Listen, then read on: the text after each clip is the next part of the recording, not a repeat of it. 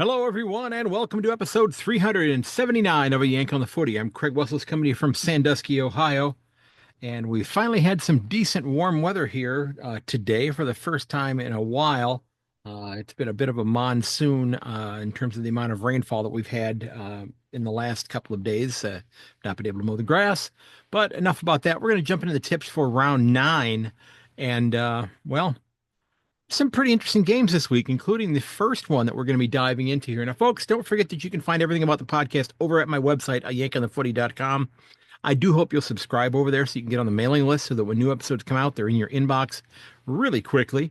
Also, if you have a local footy club that you'd like to have get a shout out, or you know somebody who'd be a great guest for the podcast, please don't hesitate to reach out. I would love to get some of those set up. I'm working on a couple of them that they've kind of been slow burns. I need to kind of follow up on these, but there are a couple I think really good um, subjects. I just have not been able to hammer home the confirmation on the ones that I'm trying to get here. But with that being said, it's been a really interesting week with regards to Port Adelaide, specifically Willie Rioli, and stories coming out about him making threats and saying things to players from other clubs, and three different instances. I think one of these going back to last year, I believe, about midway through the season with Geelong. And again, I don't know what was said, none of my business, but it doesn't sound like it was terribly nice.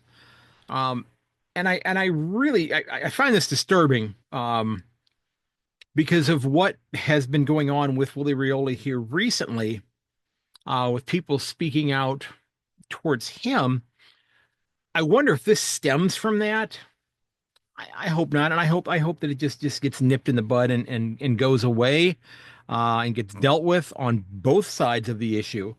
But I think that it's going to be unfortunate that there are probably some people out there that, and hopefully not the players, but or anybody else for that matter, but there's usually somebody that decides to be a keyboard warrior, and that keyboard warrior um, will say things that otherwise they would not say to someone's face, or make public, and these things can be downright disturbing. So I hope that this gets dealt with. you know Treat your opponents with respect, be decent to one another. um it's just really unfortunate to see that all this is going on, and it's been dominating the news, unfortunately. And that's sad because there's some phenomenal footy that's being played. Now, the first game this week, Thursday evening, out in Perth at Optus Stadium, we have, and I want to thank Rick Shabani for sending me a link to a little post on Facebook, which I thought was absolutely hilarious. And he said it's something you don't see very often or every day, and it was a collection of Collingwood Magpies on an airplane. Um, Little tongue in cheek there, but Rick, thanks for sharing that. Yeah, I know they do have to go play in Sydney and either Brisbane or Gold Coast each year, and they have to make one trip to Perth and then two trips to Adelaide for either the Crows or Port Adelaide, and then the gather round. But other than that, well, you can go ahead and list that suitcase on eBay because you're not going to need it. But the Pies are going to be heading off to face that enigmatic group of Dockers, and I'm really fascinated to see how the Dockers respond to what happened last week, because they just got the crap kicked out of them last week. A 61 point loss. They are sitting ninth on the ladder, but percentage wise, they're about 20 percentage points behind the club that's number 8 on the ladder. And if we look at the actual structure of the ladder right now, this is going to be it's going to be hard to overcome not being in the 8 right now, because the Giants are sitting at number 8. They're 4-4, same record as the Dockers, but 114.99, so basically 115 to 97.2. So what's that, an 18 percentage point difference? The Saints, who were also 4-4, at 94.6. So they've got to start doubling up on some wins in order to be able to leapfrog some of these clubs. And I've heard some discussions going on lately that have said, is the top 8 already decided? Do we know who's going to be playing in the 8? And are they just going to be jockeying for position? And as I said, I'm really interested to see what Fremantle does here, because you know, I think we can say that Justin Longmuir might now be coaching for his career. Um, he has a rather unique contract situation that's going on, and I just I just don't know what's going to happen here. And yes, the players want to win. As I said the other day, this is a talented side, one of the most talented clubs in the comp, but they can't seemingly get out of their own way. I mean, they're 14th in points per game. They're 15th in disposals per game, 16th in marks per game. Uh, just, you know, just really, and they're not playing up to their capacity and their level right now. But here's the funny thing. As I said, I don't know if they're going to go out there and they're playing for their coach, because quite frankly, many of these players are playing for their own jobs. They're playing for a spot on the Fremantle Dockers in 2026. So I think we're going to see a different Dockers club here, and Collingwood is a fine football club, okay. And I know they're still a little disgruntled about the outcome and the events that took place or did not take place, as the case may be. Wink, wink, nudge, nudge. In the game against the Cats this past week. Now, here's the interesting thing. I'm going to do something crazy here, and again, I'm really wondering how this is going to work, because again, they're way up there. Fourth in tackles per game, fifth in inside 50s, fourth in clearances, first in lowest points per game by their opponents. But I'm actually going to go with Fremantle to right the ship here. Okay. And again, I don't think these players are playing for Coach Longmuir. I think they're playing for themselves. Okay. They're trying to ensure that they either have a spot with whoever the new coach is next year, or by some sort of miracle, it's still Justin Longmuir. I have a feeling it's not going to be. So they're trying to show that they deserve to have a spot on this club next year. So I'm going to go with the Fremantle Dockers to somehow roll around an upset here at home against Collingwood and win by 8. Okay, so that's where I'm going to go with that one. And we have the Saints coming back after a 10-goal win at home against the same Fremantle Dockers that I just talked about. And I tossed out somewhere, I don't even remember where I put it, but I asked a hypothetical question that, sometimes we've seen instances in the NFL where a team wants a new head coach and that coach happens to be with another team. There have been instances where teams have traded draft picks for a coach. If it was feasible and if it could possibly happen, and again, I'm not saying that it's happening, I'm not saying he would want to do it, but if right now, free of charge, Fremantle had an opportunity to bring in Ross Lyon, would they want to do it again? St. Kilda's already done it. Would Fremantle want to bring him in to lead this group of young men that are playing for Fremantle right now? Would he get more out of them than Justin Longmuir is? I got to think that he would. Okay.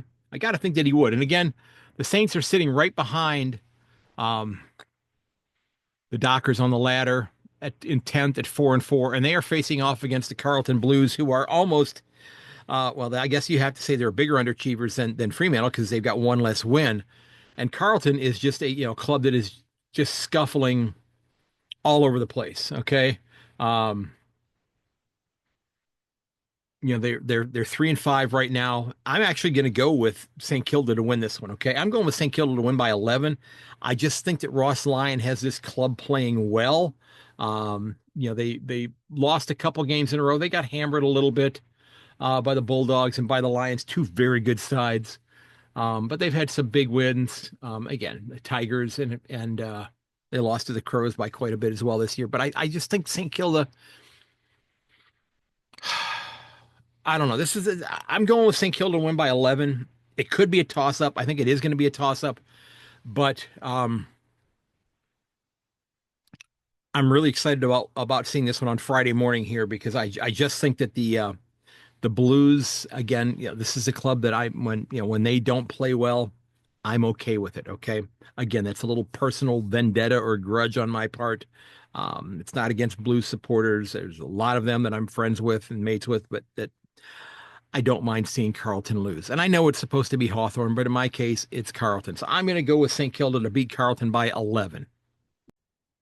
Somebody break up the Dockers, excuse me, the Demons. They have rattled off 3 wins in a row against the Dockers, the Tigers, and the Eagles. Again, a couple lesser clubs there, but they've increased their point differential in those 3 games to 10 to 20 to 32 points over their last 3 games.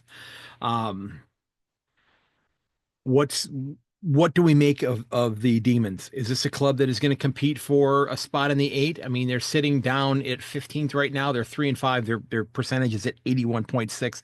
I don't see them being able to recover that, even if we are only a third of the way through the season, roughly. I just think that's a really, really big hole. Hawthorne is, I think, a better side at this point in time.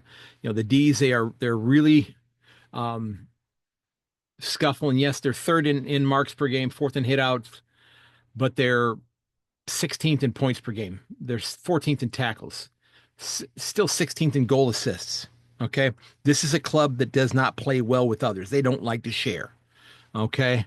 And, we look at Hawthorne, they are fifth in handballs per game, fourth in disposals, fourth in points per game, third in tackles. They're no slouches when it comes to contests either. They're fifth in hitouts. Okay.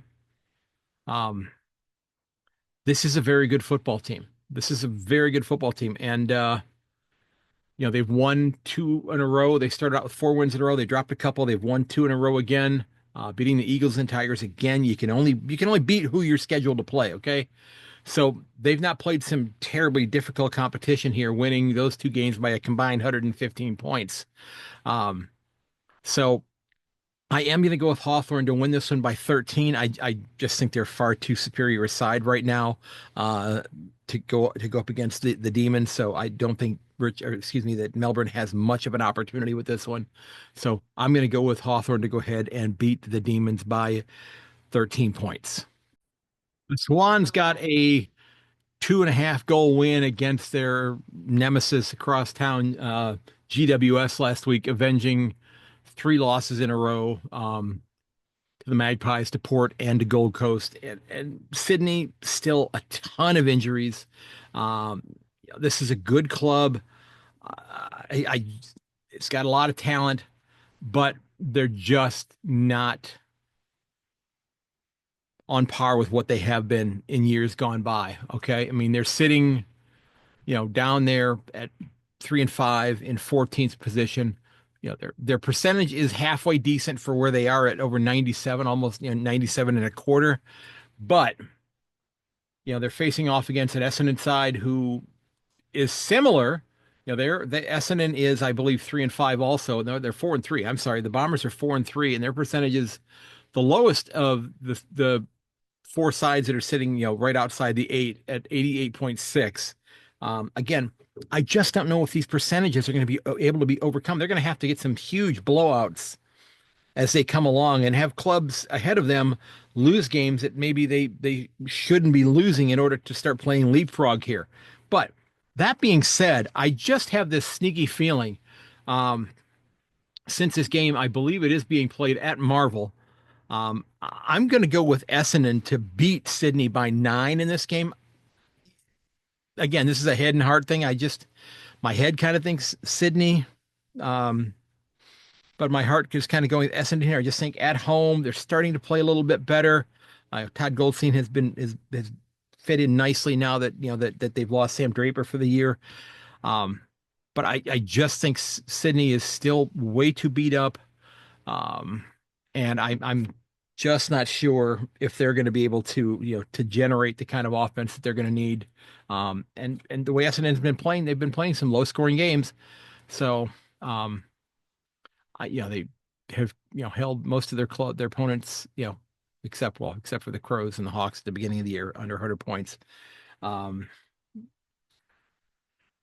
but, they've got 4 out of their last 5 games they've won. So they're starting to right the ship here a little bit.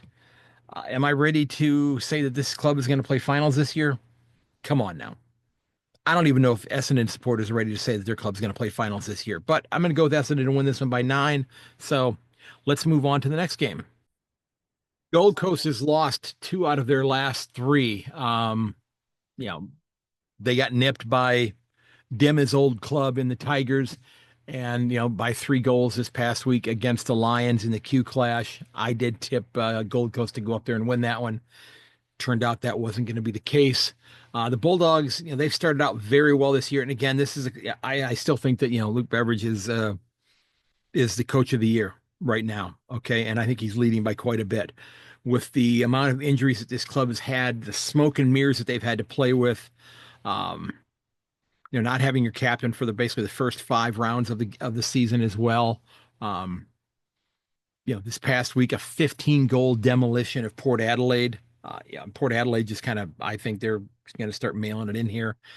Um, I think it's a possibility we might see Kenny Hinkley actually step down before the end of the season to maybe go ahead and jumpstart this transition period to allow the gentleman that's going to be taking over for him to be able to start doing a little bit more evaluation on how he wants the club to look next year. But that being said, they are playing this one in Darwin at TIO Stadium. The Suns generally play a little bit better in Darwin. They get acclimatized again. They're there next week for Hawthorn as well. As much as I want to go with the Bulldogs because they've been playing phenomenally well, I just think that the Suns get things turned around this week after taking it in the nose against Brisbane. I do think that Gold Coast is going to figure out a way to win this game. And again, both these clubs are sitting in pretty decent, positions on the ladder. The Bulldogs are 5-3, sitting at sixth, and the Suns are still in the top 4 at 5-2. Very healthy, 140 percentage, highest percentage in the comp.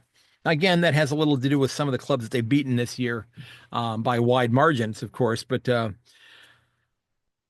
I just think the Suns find a way to get it done this week. Okay, so I'm going with Gold Coast to win this one by 7 points. And now we head to the Adelaide Oval for the first South Australia clash between the Crows and the Power. And I think we can safely say that these are two clubs that are probably two ships passing in the night going in different directions. Now, again, Adelaide has lost 3 out of their last 5. They did turn things around this past week with a 10-goal win over Carlton at the Adelaide Oval. They've lost 3 games by a combined 37 points. So what is that? 11? That's 12, basically 12 points a game. So 2 goals a game in their 3 losses to the Suns, to the Cats, and to the Dockers. So they've lost to some quality sides. And yeah, I think Fremantle's a quality side, even though they haven't played like that. But again, I really think that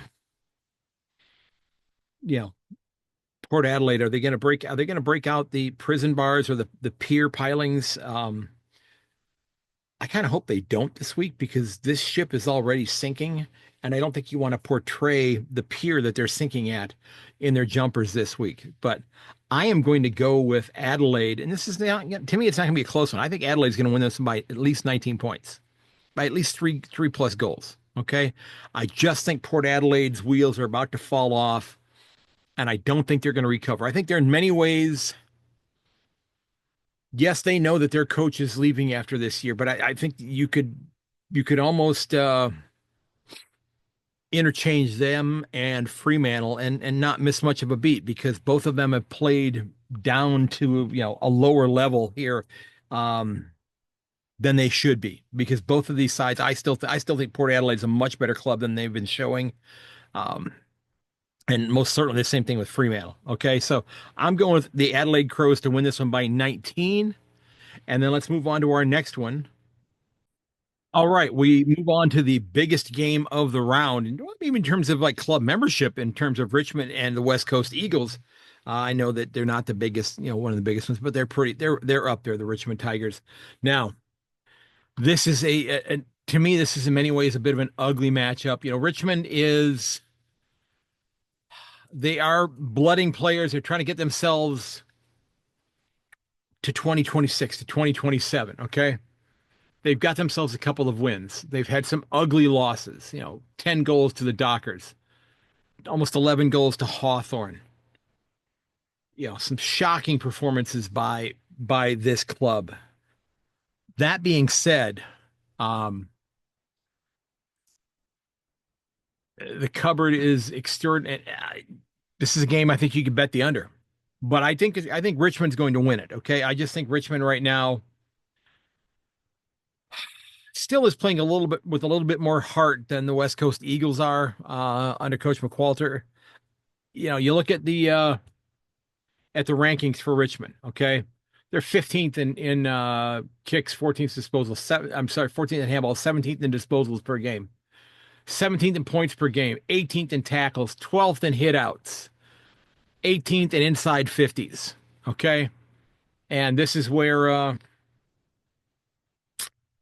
the West Coast Eagles come along and say, "Hey, hold my beer." 18th in disposals per game, 18th in marks, 18th in points per game, 15th in tackles, 18th in hitouts, 17th in inside 50s, 17th in goal assists, 18th in clearances per game. Um, this is a bad football team. There are some talented players here. They're in many ways they're a lot like Richmond, trying to blood players to get themselves ready for 2026, 2027, etc. But I think we need to face the reality. And I mentioned this last week, I think in the preview episode. Um, and I mentioned it when I was on with Donnie Hess on Donnie's Disposals. And then I brought it up in one of my episodes. And I asked the question, and then a couple days later, and again, I'm not saying that I was setting the tone here because other people have been talking about this, but I mentioned, what the Richmond Tigers, the Essendon Bombers both have an awful lot of ammunition to go out and get Harley Reid a year early. And if you're somebody who thinks that this guy could come in and make the difference in your midfield and you have the draft capital to get him, do you go do it now? Do you try to convince Harley Reid to come back to Melbourne a year early? Or do you let him sit there and play another year for West Coast and toil away out there and burn another year of his career? And I don't know the answer to this, but it was something I was talking about. Then I saw lots of other people talking about it as well. So, um, I would bet the under on this game. I don't think it's going to be a 27-24 game or anything like that, but I would bet that neither club gets over 70 points this game. Okay. Um, and I'm going to go with the Richmond Tigers to actually win this one by 11 and get, I believe, their fourth win of the season. Um, and the West Coast Eagles will be dropping to 0-9. And I honestly wonder, are they going to win a game this year? They still have the Kangaroos once. Okay. They've got them in round 13. They will play the Tigers again out at Optus in round 19. The Demons, who knows what they're going to be looking like at that point in time of the year. Port Adelaide in round 18, I have no idea what they're going to be looking like. They could be a complete train wreck by that point in time also. Um, but you got Saints, Crows, Cats coming up the next 3 weeks after this one. I don't see the West Coast Eagles winning any of those. I think the West Coast Eagles are going to find themselves 0-12 at the very least because they've got the Roos the following round. Um, so I'm going with Richmond to win this one by 11 points. We head to GMBHA Stadium for the Cats hosting the GWS Giants. And GWS has kind of fallen off a cliff here the last few weeks. Okay. They are still, I believe, in the eight, just sitting there at number 8. They built up a healthy percentage early on, but they're down to 114.99 right now. So basically 115, as I mentioned earlier, but they have dropped 3 games in a row. Okay. Um, by a combined 64 points. So basically 3.5 to 4 goal per game losses. 18 points to the Crows, 32 to the Bulldogs, and 14 to the Swans. Okay.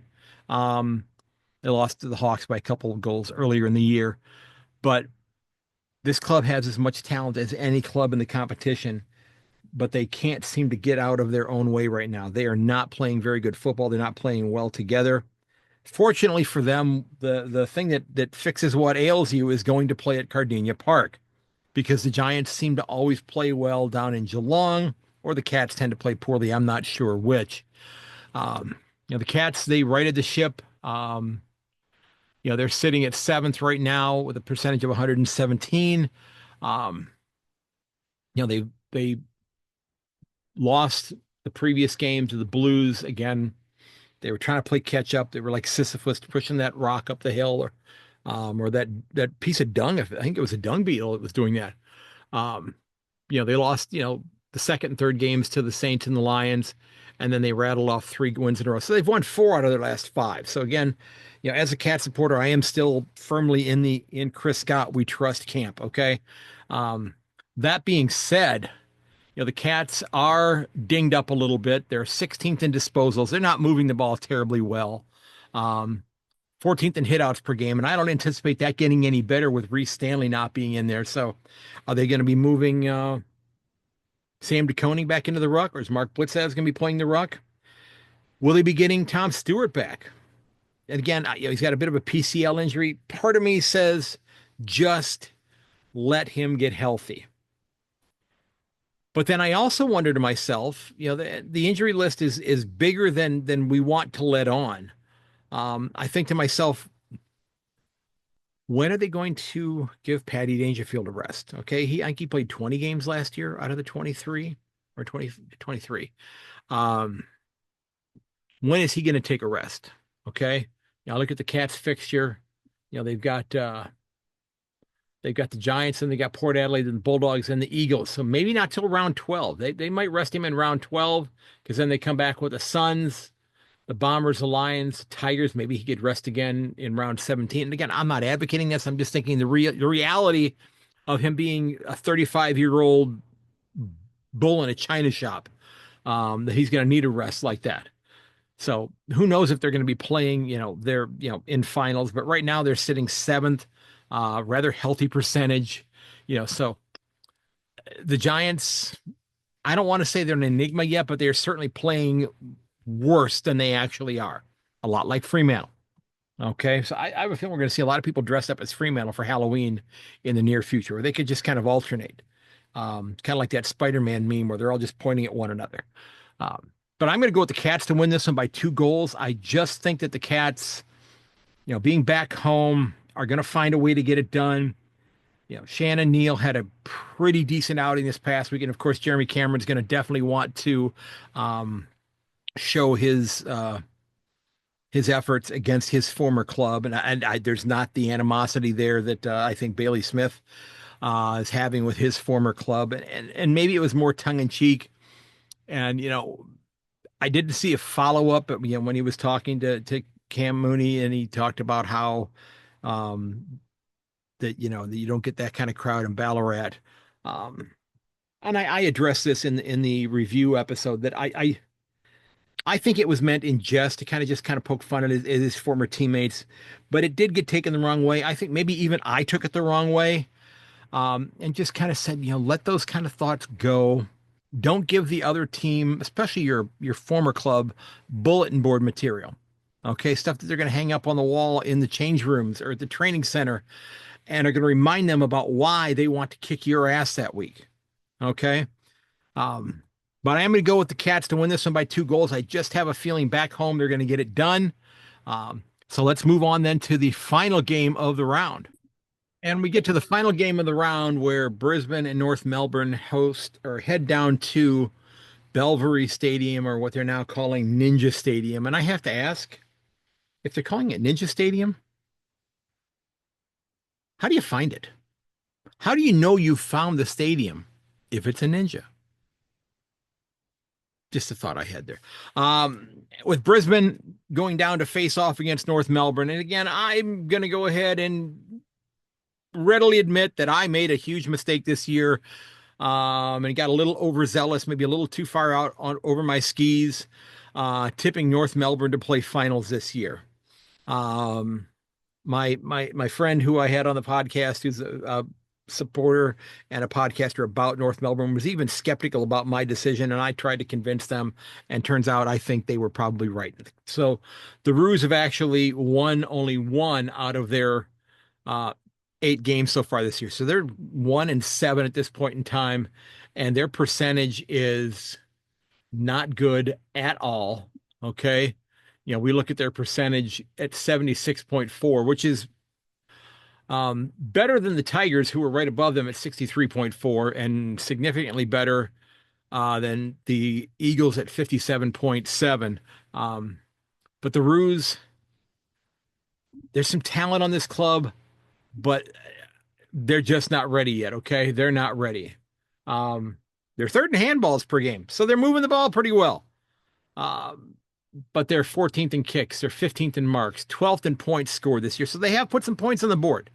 I'm still gonna just say that Paul Curtis got absolutely screwed. Um, and he should be back playing. I think he comes back next week, maybe the week after, but um, they're 16th in inside 50s. Again, you got to get the ball inside 50 to have a shot to score. Okay, you have to have a ball in there. You look at Brisbane, complete flip side there. Okay, they've won 2 in a row. Um, this is a very good football team. Okay, they've lost 1 game, and that was to the Magpies by what, 8.5 goals, almost 9 goals. But they have won. They've won a couple wide games, wide margin games against the Saints, but they've had some close games. Swans, the Eagles by only 19, the Cats by 9. Last week, the Suns by 17. Again, they did what they had to do to win the Q Clash. Brisbane's going to win this game, okay? They're going to win this game. But I think this is also one that if North Melbourne can be competitive, I still think that they can take some positives out of this. They're not going to be getting the wins on the board and the points in the on the ladder that I thought they were going to be getting this year. Maybe I was a year too early. So premature prognostication, I guess. See your doctor if you have that problem. Premature prognostication, guessing, tipping, if you will. Okay. I've got Brisbane winning this one by about 4 goals. Okay. I think it might be more. But again, this is where the Roos begin to learn. Okay. They're going to take their lumps against clubs that are good sides, and they're going to get better for it. We may not see it this year. I was wrong. I thought we were going to, but it turns out that's not the case again. So I'm going with Brisbane to win this one by 26. I just think that they're primed to continue to take a stranglehold out of the top 2 spots there. And I think with my tip of Fremantle beating Collingwood, I believe that if that was to be the case, you would then have Brisbane with a 2-win or an 8-point lead on the ladder. Okay, so there are my tips for round number 9. It's been a very busy day at my house. We've got somebody coming to remove a tree that's about 70 years old here in the next week or so. So we're having to take down fencing. My daughter's car from college, which is a 10-year-old vehicle, has been parked behind that fence. It had to be moved in order to allow the large bucket truck to come in and dismantle this maple tree. So I had to go get a new battery for that today. I did some walking around at my summer job today to learn some of the idiosyncrasies of the places that I'm going to be working over there. So it was great to get going on that, because I do start working over there this Saturday afternoon and evening. So I'll be working 7 days a week here for the next close to a month before the school year ends, and I'll get a couple days off here and there. So again, there's my tips. You'll have to let me know how you think I did. Remember, you can find everything about the podcast over at my website at ayankonthefooty.com. I do hope you'll subscribe. I hope you head over to my YouTube channel and get subscribed there as well. If you want to help out the podcast, a review would be fantastic. If you enjoy the show, you want to help out with the Buy Me Coffee page, you can certainly do that. Click on that button on my website. Get subscribed, share the podcast. All my socials are linked over on my website as well. At Yank_on on X. I'm on Facebook, Instagram, LinkedIn. So folks, look out for one another. Check up on your friends. I had a bit of a rough day yesterday with trying to, get everything lined up for this tree removal that's going to be taking place, because it's a tree that, unfortunately more of it is hanging over my neighbor's yard than is hanging over mine right now. but I've got a few days to move some plants because I think that the bucket may come in and possibly destroy some plants, or they'll be dropping some branches on these plants that I would like to keep. So I've got another spot in the yard that I can move them into. Um, and I had to move a few stones and found 3 snakes in my yard today as well, which my wife absolutely loved. She's not a big fan of snakes. I don't know the species of them. They could just be what we call a garter snake, Garter, which is a non-venomous snake. But we do have some venomous snakes here in Ohio, and they looked a little bit like a smaller version of what we call a copperhead here. And I need to look that up to see whether or not that's what I'm actually dealing with. Because I did gently pick them up with a little tool that I use, quite frankly, to clean up dog poo in my yard, and put them into a bucket and took them way to the back of my yard because my yard is about, let's see, it's about 265 meters deep from the front of my yard all the way to the back. So I'm sorry, not 265 meters. Um, it would be it's about 270 feet. So that's about 90 yards. So that's going to be about 92 meters. I should say that. Okay. Math is not my strong suit. So there's my tips, folks. Look out for one another. Check up on your friends. Go out and have that coffee if you need to talk to them, if they need to talk to you. Don't be afraid to reach out to someone if you need to speak, because the world's a much better place with you in it. And as always, ladies and gentlemen, may your dribble kick never hit the post. And this is episode 389. Again, share it with your friends and family, folks. And until next time, cheers and goodbye.